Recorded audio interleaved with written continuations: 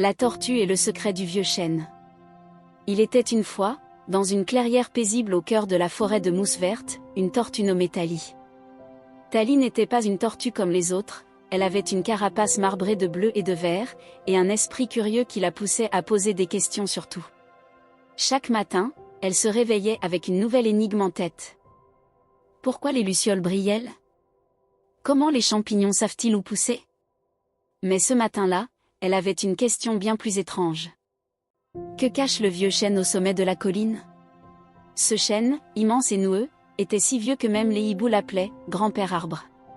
On disait qu'il murmurait des secrets au vent et qu'il gardait un trésor invisible. Tortue le début de l'aventure.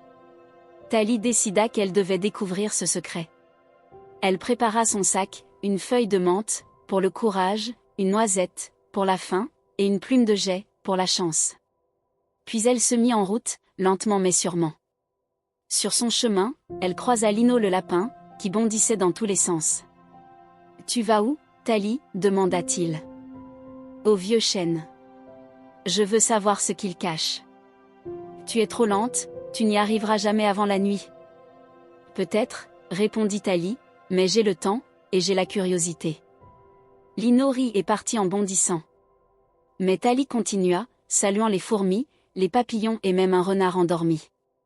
Visage soufflant du vent les épreuves de la forêt. À mi-chemin, un vent fort se leva. Les feuilles volaient, les branches craquaient. Tali se réfugia sous une souche. Là, elle rencontra Mina la musaraigne, qui tremblait de peur.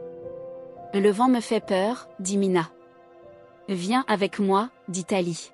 « Ensemble, on sera plus fortes. » Et ainsi, Tali et Mina poursuivirent leur route.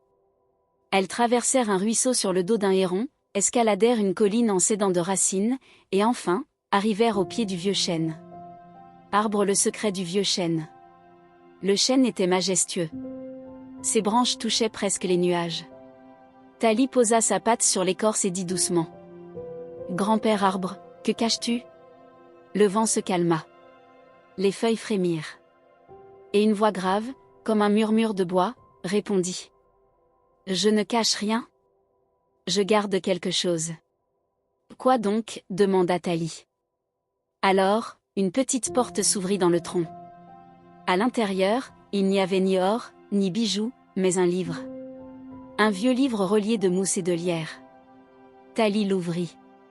Chaque page racontait une histoire de la forêt, les aventures du blaireau rêveur, les chansons des grenouilles, les secrets des étoiles vues depuis la clairière.